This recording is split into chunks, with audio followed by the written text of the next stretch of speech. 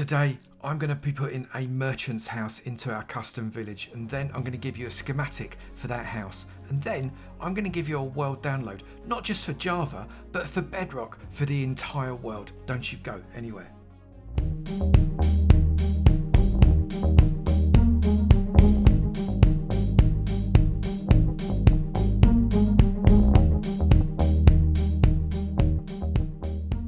Good morning, good afternoon, good evening, and good night, and welcome to another episode from me, Avomance, on my Villager World series. In this series, we are creating a specialised house for each villager profession and a number of villager professions that I have just made up, but should be villager professions, frankly, and putting them into this flat world, creating a village or town area for ourselves. I am then going to offer you a schematic of the house and an entire download for this world for all of my tier 2 patrons and above. And what's more, I am now offering this in Bedrock as a world download. Not schematics, not a clue how to do that, but Bedrock download is available now in the link in Patron. I'm in front of the toolsmith's house in what I guess could be considered the village centre, the village square. And today we're going to do someone who isn't a real villager in Minecraft, although I'll have a little quick chat with my mate Slice Lime, see if we can't make it happen. Because today we're going to have a go at someone who perhaps is one of the richer people in the entire town. We're going to build a house for the merchant. Like always, we are going to freestyle this build, but this I think is the palette that we're probably going to be using. Some stones, I might even use some bricks, a little bit of wood. I've got some dark oak in there because that's quite opulent. It makes me feel like it costs more. And then we've got some other decorations as well. Let's crack on. We've got a fairly large shape here with a bit of a bulge coming out of the back, two-sided front and a little bit poking out the side. Not quite sure how this is going to work, but we're going to give it a crack. So what I'm going to do is I'm going to bring these up 1, 2, 3, 4 and 5 all the way along these front ones here. And then these ones I'm going to bring up a little bit higher. 1, 2, 3, 4, oh, can't count, 5, 6 and 7, which will be matched by this one. And then this is going to be 7 there, that will be 5 there, that will be 5, that will be 5, that will be 7, that will be 7, 5 and 5, and then 5 and 5. And we'll see, and those ones there are going to be 5 as well. Let's get that done. I finished off the frame and I used some spruce wood just to corner those off so as we've not got the bare insides. Inside that is 10 high, not 7 high as I first thought it would be, and all of the rest of this is 5 high. As is pretty standard, these builds tend to start in a fairly similar way. So I'm just going to bring these walls out all the way along the outside, joining up these struts in pretty much this direction. You'll notice I'm not doing an indent this time. I'm doing it literally joining the struts to the struts to the struts to the struts. That's because we're going to give this build depth within the outside decoration rather than an indent on these pillars. And I think that's probably what's going to work best, because then that will give us the big footprint that I want to have on the inside. So let's just crack on. We're just going to do an outline. Oh, I just missed one there. The outline in cobble. And then we're going to texture up these walls all the way up to the height here and put in some windows and things like that. Let's crack on with a little bit of time lapse in. Off we go. Cue that music.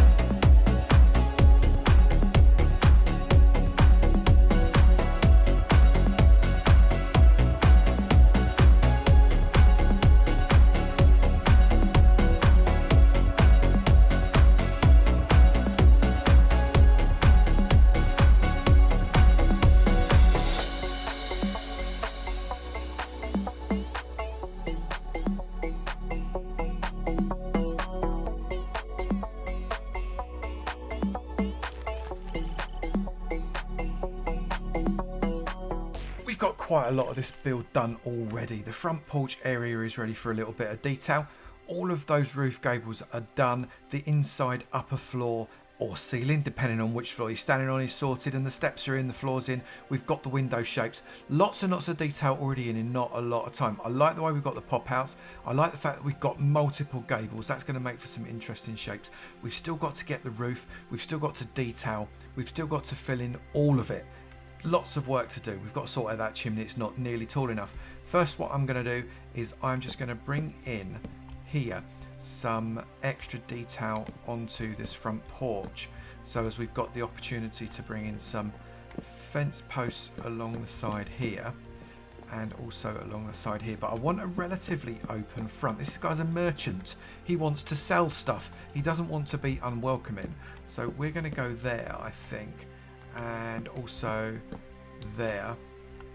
That's going to go there and there. That's going to go there and there, and I'm going to take these all out, and I'm going to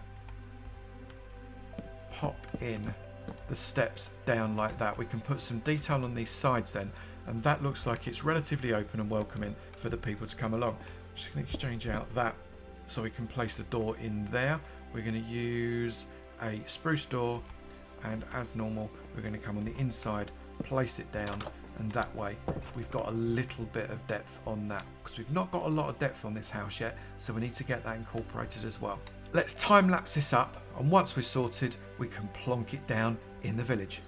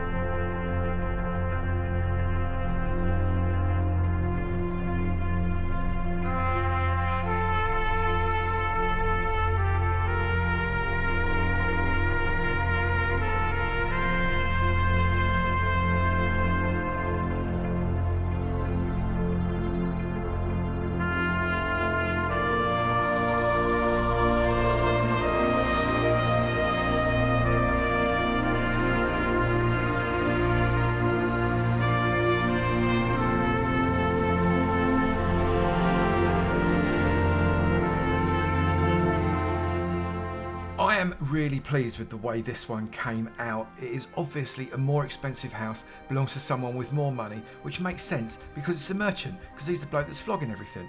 I imagine people like the farmer and the stonemason, they're going to be looking at this house and getting pretty jealous, or maybe hoping that they can build theirs up to this big. Now I've made a schematic of this which you can download. It's going to be in the schematics folder for my Redstone patrons and above, and the world that I'm about to put it into is going to be available to download for both Java and Bedrock players for the first time ever. Very excited. Let's have a quick look around the house before we plonk it in. So the front has got a triple gable. I really like the way that last gable there slopes off to the side. We've not got lots and lots of detail, but we do have hanging bushes coming down, which I really like. But the main detail is round the back. This is where this trader, this merchant, is selling most of his wares. I put some of these blocks onto chains because I felt that just looked a little bit more balanced behind rather than just all being stacked up.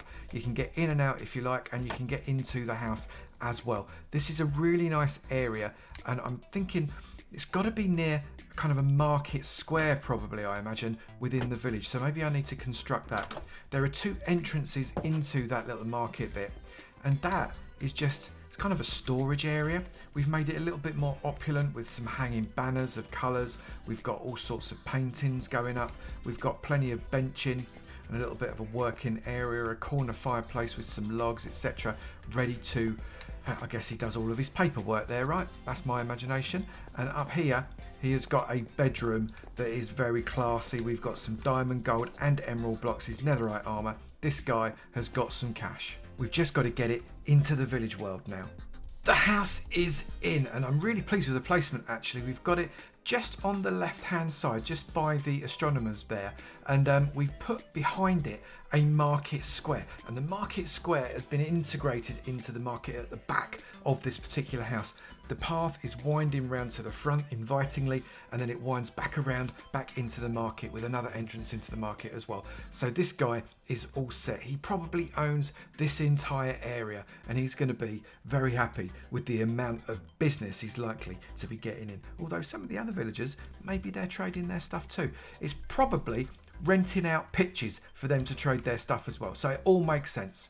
Now remember, this is available for world download, this entire world in both Java and Bedrock edition, which I'm really hoping works. Theoretically, you should appear in the middle of the village with Bedrock. If you don't, yeah, well, where are we? The coordinates are 43 minus 70, so you should be able to find it fairly easily.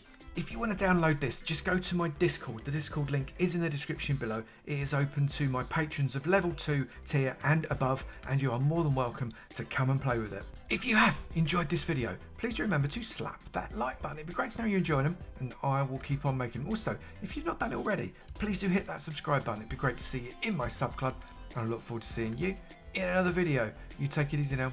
Bye.